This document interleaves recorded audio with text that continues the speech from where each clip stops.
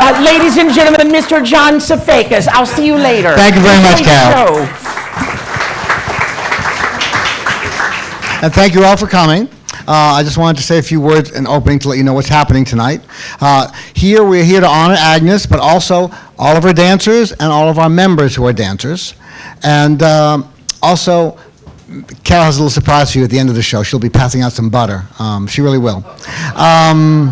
This panel is the 9th in our series that has included the men and women of the 40s and 50s, the men of Fosse, the women of Fosse, Hello Gower, champion, Jack Cole, alive and kicking, Michael Kidd, rides again, the unsinkable Peter Gennaro, and Michael Bennett, a joyful noise.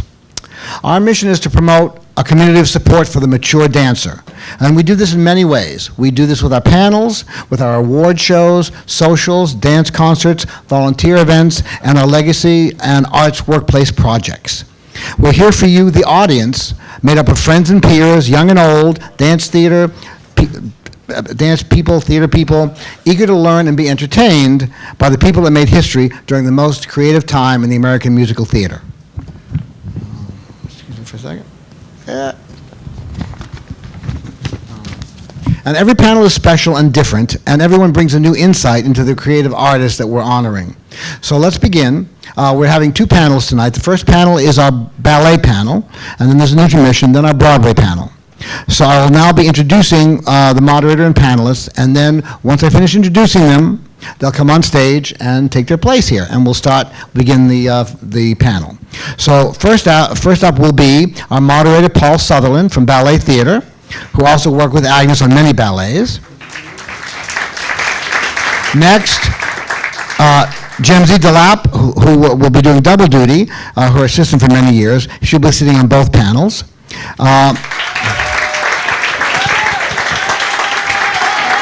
Then Mr. Crandall Diehl, who straddles both Agnes's ballet and theater years with Fall River legend, Allegro, and Gentlemen Prefer Blondes.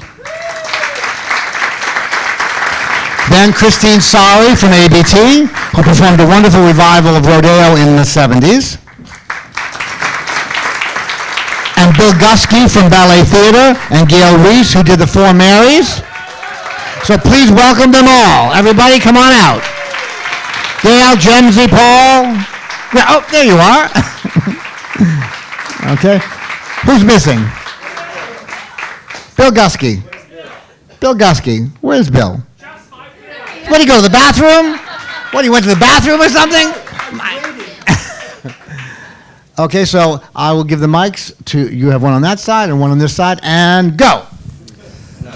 All right, I thought perhaps to start out that each of us will introduce ourselves and just tell you a little bit what our association with Agnes De Mille was. And I'll start first, and nobody can talk longer than I do. Okay. My name is Paul Sullivan, and I first saw ballet at the age of 18 in Fort Worth, Texas. And the first ballet I ever saw in my life was rodeo. And I became I wanted to be a ballet dancer. And so I came to New York, and 3 years later I joined Ballet Theater. And the first ballet I was put in was rodeo. I was one of the cowhands. And then I was also put into one of the townspeople in Fall River Legend. And over the years, eventually I did the head wrangler in rodeo. And when Johnny Caritza retired, I did the minister. And I was also I was the original plantation owner in the three Marys, and in a couple of other ballets of Agnes De Mille's. And when I retired, the Joffrey they'd just begun rehearsing rodeo with Vernon Lusby, and I was his assistant. And a couple of years later, when the Royal Ballet of Flanders wanted to do rodeo, and Vernon Lusby had fallen and he was ill, so Agnes De Mille asked me to go there and stage it. And for about the next 10 years, several people staged rodeo. And then in 1996, her son, Walter Prude, decided Use the mic. Oh, I'm sorry. Here you go, Will I explode if I use this? No? Okay, because I got something hicked up to me here. Okay. All right, I'm sorry. Sure, just throw something if you can't hear me. Anyway, so about in 1996, Jonathan Prude decided he formed a De Mille committee, and I was given the responsibility for rodeo, so I am currently and still, I'm the only person authorized to stage rodeo. Okay, and so, James, why don't you? Am I next? You're next. Well, I first saw Agnes at Ballet Arts in Carnegie Hall, where all of the great teachers got their beginnings. This was back in the 30s, I guess, late 30s. And Bambi Lynn, who is with us tonight, you'll see her.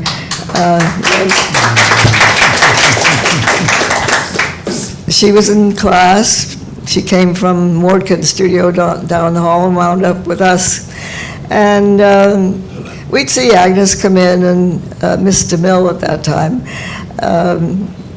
and do bar like everybody else, and just struggle through class. She did it for years at Ballet Arts. And then came Oklahoma, which of course she took Bambi into that show. I eventually got into the national company, which was started 6 months later, and danced Bambi's role for almost a year, and then I graduated to Laurie in the ballet. So the big thing that, well, I'll tell you about London afterwards when we're talking about Agnes herself, but after that, I got into The King and I stopped being afraid of Agnes, which I had been until then. Not that she was mean or anything, but I just felt a little awed and overcome. And replacing Bambi was not an easy thing to do either. You know, she was quite remarkable in those two, that show and Carousel. And so after doing Simon Legree and The King and I, and it was a big hit, Agnes asked if I would come and audition for Paint Your Wagon to be James Mitchell's partner. And we hit it off right away. She hired me immediately, and that was really the beginning of my relationship with her. And after that, I did a lot of ballets, like Fall River Legend, the Harvest According, and Three Virgins a little bit. We didn't do it that often that year, but at least I learned it. And continued and eventually became her friend, which was really a treat. So, Well, oh, you got one. Go ahead. should we go that way? Sure, go ahead, Bill. My first indication of a professional dance company was in Spokane, Washington, which is the third largest city in Washington. And we didn't get dance, but the Agnes De Mille Dance Theater came through with Gemze and Jimmy Mitchell. And I was absolutely awestruck because she did one number, I think it's called The Bar or at the Ballet or something, and it's nothing but a girl with her back to us, like in a rehearsal tutu and a bar, and échappés, nothing but échappés. And you can see the hands get tired and you start to like, and then the rap of the stick of the teacher and the hands go back up and the energy's there. It was hysterical. It was a wonderful piece of work. And I thought, how can anybody act with their back to the audience? So that was my first time seeing her work. When I went into ballet theater some years later, I had to learn 15 ballets in 3 days, and my first rehearsal was with Agnes as one of the understudies in Rodeo. And there were 4 of us in the corner, and they're rehearsing, and Agnes goes, you, come here, do that here. And here was right in the middle, down front. And I did it there, and I went back to my corner. Next time she says, come here, do that here.